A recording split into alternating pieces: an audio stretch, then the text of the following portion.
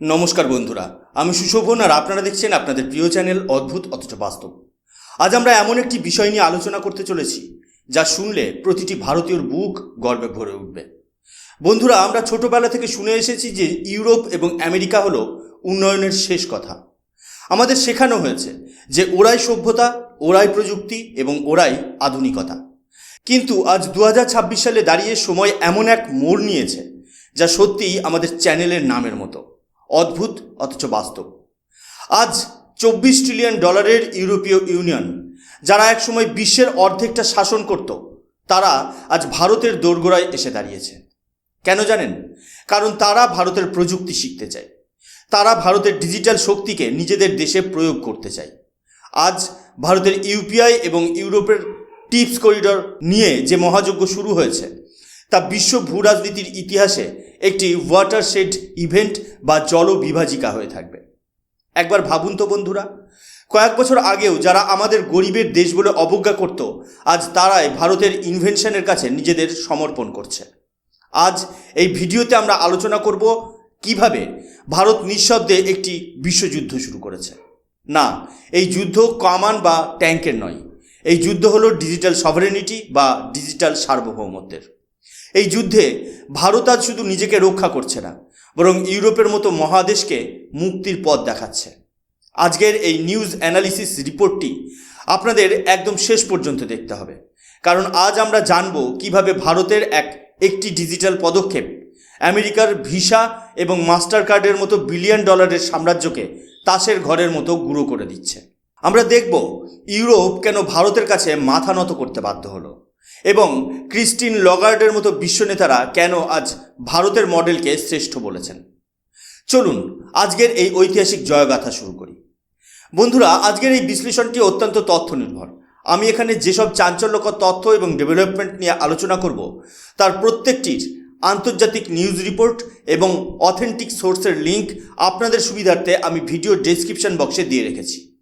আপনারা ভিডিওটি দেখার পর বা দেখার মাঝেই সেই লিঙ্কগুলো থেকে সব ধরনের খবরের সত্যতা যাচাই করে নিতে পারেন, কারণ আমরা চাই আপনারা প্রতিটি ঘটনার প্রমাণ সহ বুঝুন। বন্ধুরা, এই পুরো বিষয়টি বোঝার আগে আমাদের একটু পেছনের দিকে তাকাতে হবে। আমাদের বুঝতে হবে কেন ইউরোপ আজ এত ছটপট করছে। আমরা যখনই কোনো ডিজিটাল ট্রানজ্যাকশন করি, আমরা যখনই আমাদের স্মার্টফোন থেকে কাউকে টাকা পাঠাই, পর্দার আড়ালে এক বিশাল খেলা চলে। গত কয়েক দশক ধরে বিশ্ব অর্থনীতিতে একটি একচ্ছত্র আধিপত্য কায়েম করে রেখেছিল আমেরিকার পেমেন্ট জায়ান্ট কোম্পানিগুলো, ভিসা, মাস্টার কার্ড এবং পেপ্যাল। আপনি লন্ডনের রাস্তায় বসে কফি কিনুন কিংবা প্যারিসের আইফেল টাওয়ারের নিচে আইসক্রিম খান, আপনার প্রতিটি লেনদেনের একটি নির্দিষ্ট অংশ বা ট্রানজ্যাকশন ফি চলে যায় সরাসরি আমেরিকার এই বড় কর্পোরেটদের পকেটে। একে যদি আমরা আধুনিক যুগের ফিনান্সিয়াল কলোনিয়ালিজম বা আর্থিক উপনিবেশবাদ বলি, তবে কি খুব ভুল বলা হবে? ইউরোপীয় ইউনিয়নের মতো একটি শক্তিশালী ব্লক, যাদের হাতে $24 ট্রিলিয়ন সম্পদ রয়েছে, তারা এতদিন ধরে এই আমেরিকান সিস্টেমের দয়ায় চলত। কিন্তু সম্প্রতি ইউক্রেন যুদ্ধের পর ইউরোপের চোখ খুলে গেছে। তারা দেখেছে যে আমেরিকা কিভাবে রাশিয়ার ওপর ইকোনমিক স্যাংশন চাপিয়ে দিয়ে রাতারাতি রাশিয়ার সাধারণ মানুষের কার্ড অকেজো করে দিয়েছে। মানুষ দোকানে গিয়ে খাবার কিনতে পারছিল না, কারণ তাদের পকেটে থাকা কার্ডটি ছিল আমেরিকান কোম্পানির। ইউরোপ বুঝতে পেরেছে যে তারা আজ আমেরিকার বন্ধু হতে পারে, কিন্তু কাল যদি কোনো স্বার্থের সংঘাত হয়, তবে আমেরিকা এক সেকেন্ডে ইউরোপের পুরো ইকোনমিকে স্তব্ধ করে দিতে পারে। এই যে পরনির্ভরশীলতা, এই যে জাতীয় নিরাপত্তার অভাব, এটাই ইউরোপকে দিশেহারা করে দিয়েছিল। তারা দেখছিল তাদের প্রতিটি ডেটা, প্রতিটি লেনদেনের খবর আমেরিকার কাছে চলে যাচ্ছে। আমেরিকা চাইলে নজরদারি বা সার্ভেলেন্স চালাতে পারে। ঠিক এই জায়গা থেকেই ইউরোপের জাতীয়তাবাদী চেতনার জন্ম হয়েছে। তারা বুঝতে পেরেছে যে তাদের নিজস্ব একটি শক্তিশালী পেমেন্ট সিস্টেম থাকা দরকার, যা কোনো বিদেশি শক্তির নিয়ন্ত্রণে থাকবে না। আর যখনই তারা এই সমাধানের খোঁজ শুরু করলো, তাদের সামনে ভেসে উঠল একটিই নাম, ভারত। বন্ধুরা, আসুন আমরা একটু পেছনের দিকে তাকিয়ে দেখি। আজ থেকে 7-8 বছর আগে ভারত যখন তার ডিজিটাল ইন্ডিয়া মিশনের স্বপ্ন দেখতে শুরু করেছিল, তখন তথাকথিত উন্নত বিশ্বের তাবড় স্বনামধন্য অর্থনীতিবিদ এবং দিল্লির বুদ্ধিজীবীরা অট্টহাসিতে ফেটে পড়েছিলেন। তারা উপহাস করে বলেছিলেন, যে দেশের অর্ধেক মানুষ ঠিকমতো পড়াশোনা জানে না, যে দেশের গ্রামে বিদ্যুৎ পৌঁছায়নি, তারা নাকি মোবাইল টিপে টাকা লেনদেন করবে। এ তো স্রেফ আকাশকুসুম কল্পনা। অনেক নামী বিদেশি মিডিয়া তো কার্টুন এঁকে ভারতের এই উচ্চাকাঙ্ক্ষাকে বিদ্রূপ করেছিল। কিন্তু আজ 2026 সালে দাঁড়িয়ে সেই অবজ্ঞার যোগ্য জবাব দেওয়ার সময় এসেছে। প্রধানমন্ত্রী নরেন্দ্র মোদীর ইস্পাত কঠিন রাজনৈতিক সদিচ্ছা এবং আমাদের অকুতোভয় আইটি ইঞ্জিনিয়ারদের মেধার এক অনন্য মহাকাব্য হল এই ইন্ডিয়া স্ট্যাক। আজ ভারতের দৃশ্যপট বদলে গেছে। হিমালয়ের দুর্গম গ্রাম থেকে শুরু করে কন্যাকুমারীর সমুদ্র তট, ভারতের প্রতিটি গলির মোড়ে, প্রতিটি চায়ের দোকানে আজ একটি করে কিউআর কোড জ্বলজ্বল করে। আজ ভারতের অর্থনৈতিক ব্যবস্থার এক অদ্ভুত সাম্যবাদ এসেছে, যেখানে একজন রাস্তার ভিক্ষুক থেকে শুরু করে মাল্টি বিলিয়নিয়ার শিল্পপতি সবাই একই ইউপিআই ইন্টারফেস ব্যবহার করে সেকেন্ডের মধ্যে লেনদেন করার জন্য। বন্ধুরা, এটা কি কোনো সাধারণ সাফল্য? তথাকথিত উন্নত বিশ্ব যা কল্পনাও করতে পারেনি, ভারত তা বাস্তবে করে দেখিয়েছে। আজ সারা বিশ্বে যত ডিজিটাল ট্রানজ্যাকশন হয় তার প্রায় 50% একাই সামলায় ভারত। আমেরিকা, চীন বা ইউরোপ কেউ আমাদের ধারের কাছে নেই।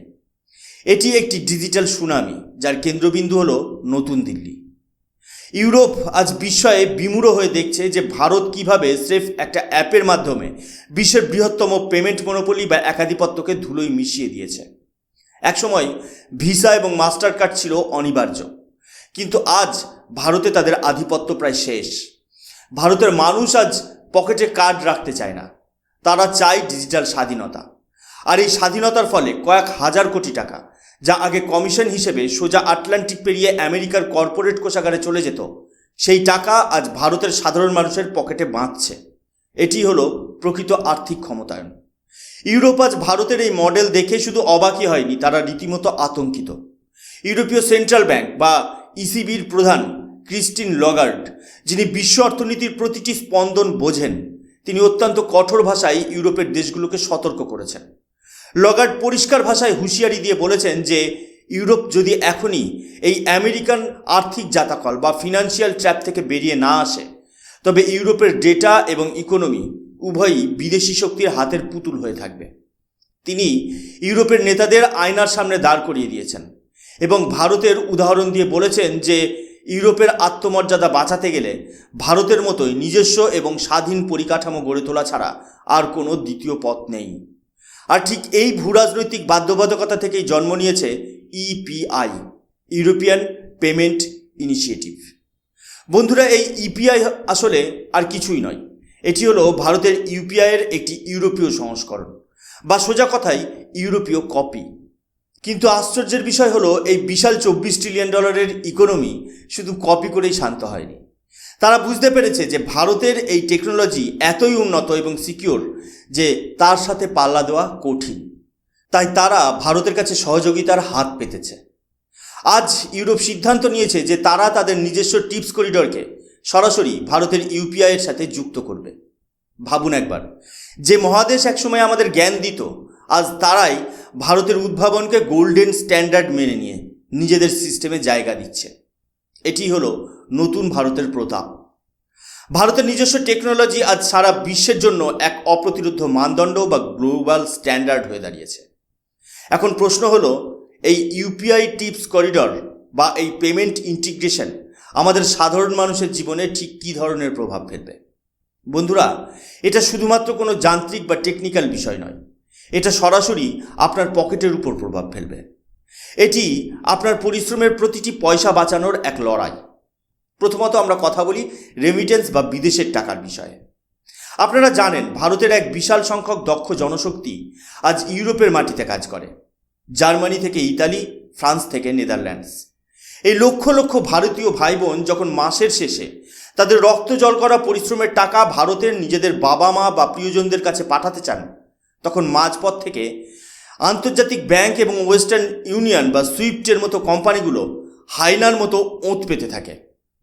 তারা 5 থেকে শুরু করে 10% পর্যন্ত টাকা ট্রানজ্যাকশন ফি বা কারেন্সি কনভার্সন ফি হিসেবে কেটে নেয়। ভাবুন একবার, একজন প্রবাসী ভারতীয় যদি 1 লক্ষ টাকা দেশে পাঠাতে চান, তবে এই মধ্যস্বত্বভোগীরাই প্রায় 5 থেকে 10 হাজার টাকা পকেটে পুরে নিচ্ছে। এটি আসলে মেহনতি মানুষের উপর এক ধরনের ডিজিটাল ডাকাতি।